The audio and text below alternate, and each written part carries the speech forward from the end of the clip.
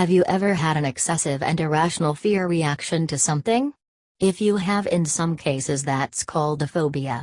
If you have a phobia, you may experience a deep sense of dread or panic when you encounter the source of your fear.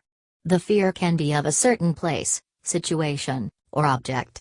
Unlike general anxiety disorders, a phobia is usually connected to something specific.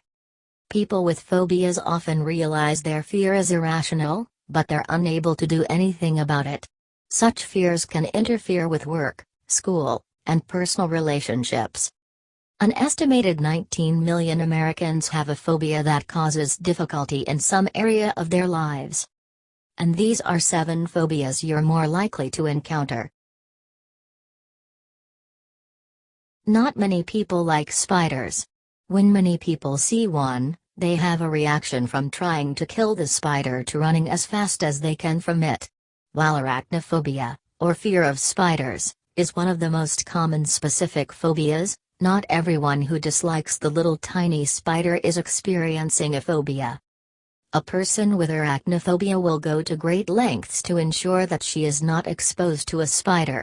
She may be unwilling to do stuff like going down into a basement where she once saw spider webs. The person with a phobia has a persistent and excessive fear that interferes with her functioning. If you have arachnophobia, you will probably go out of your way to ensure that you do not come into contact with a spider.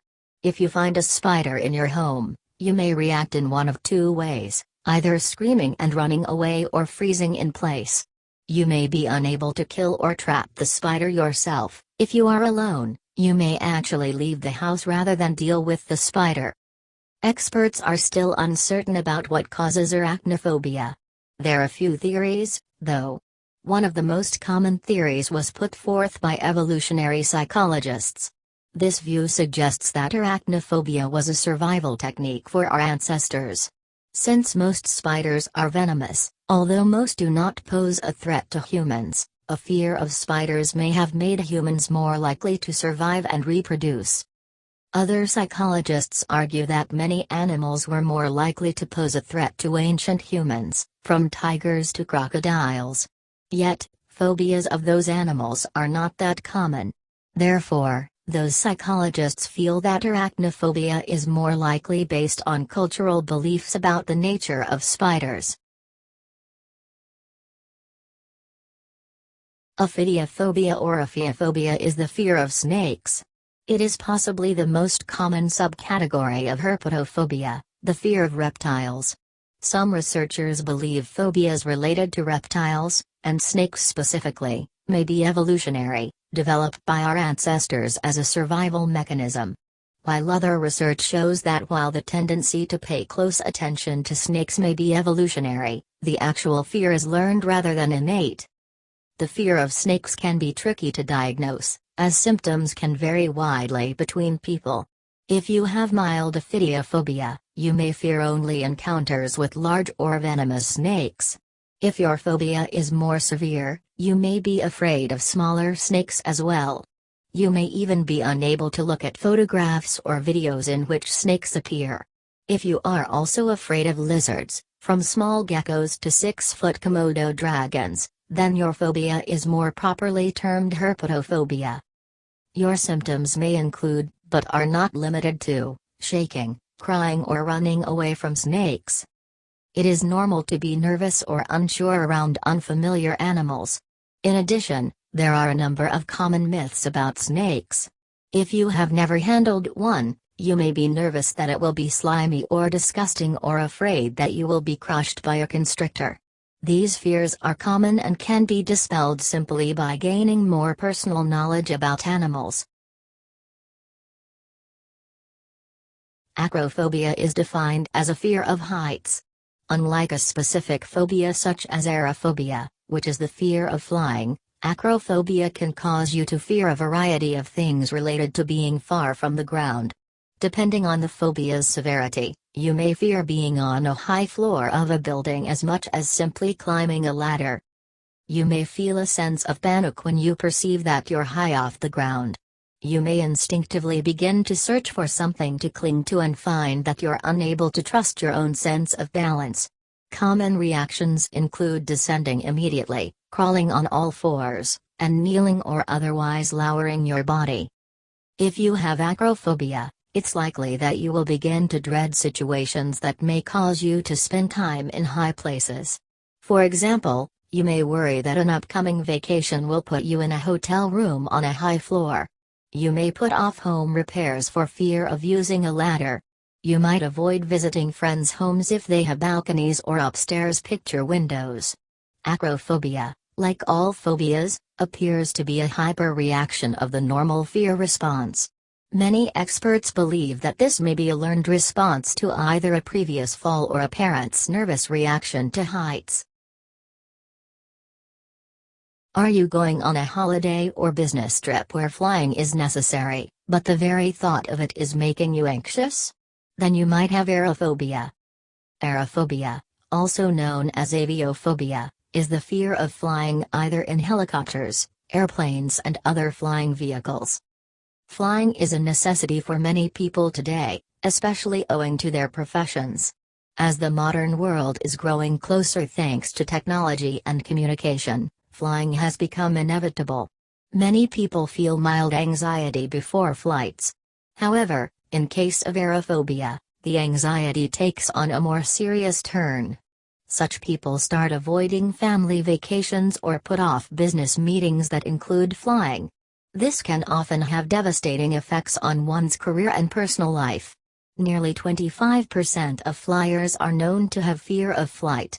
In fact, most of the persons suffering from aerophobia start showing symptoms as soon as they reach the airport.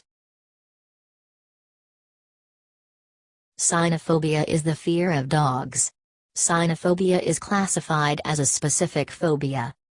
Although snakes and spiders are more common animal phobias, Cynophobia is especially debilitating because of the high prevalence of dogs. For example, there are an estimated 25 million stray dogs in India and an estimated 62 million pet dogs in the United States.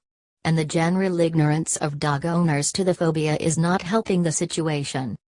Some of us find it a little strange the fact to have a phobia of dogs. Don't get me wrong, having a little fear of dogs, especially ones that you don't know, in fact, is very normal. And it's very probable, as in most animal phobias. Like most animal phobias, fear of dogs is most commonly caused by a negative experience with a dog, especially during childhood. Both children and dogs are naturally curious, and you may have been jumped on by an overexcited puppy or growled at by a large watchdog as you approached a fence. A large dog can make a major impression on a small child, even if no actual attack occurred. Trypanophobia is the extreme fear of medical procedures involving injections or hypodermic needles. Despite the fact that an estimated 10% of Americans struggle with this phobia, it was not recognized as a specific phobia in the Diagnostic and Statistical Manual until 1994. Though specific to medical needles, this disorder is commonly referred to as Needlephobia by the general public. If you have trypanophobia, you may dread receiving medical care, particularly injections. When you are required to undergo a medical procedure, you are likely to experience high blood pressure and an elevated heart rate in the hours and days leading up to your procedure. However, at the time of the event, your blood pressure may rapidly drop. You may even faint. Scientists are still unsure precisely what causes needlephobia. It seems to be inherited, as an estimated 80% of adults who have the condition reported having a first-degree relative that suffers from the same phobia. However, it's possible that the fear is learned rather than biologically inherited. Some evolutionary psychologists believe that fear may be rooted in an ancient survival technique. Puncture wounds could be deadly, particularly in the days before modern antibiotics. It's possible that a fear of puncturing the skin was an evolutionary adaptation.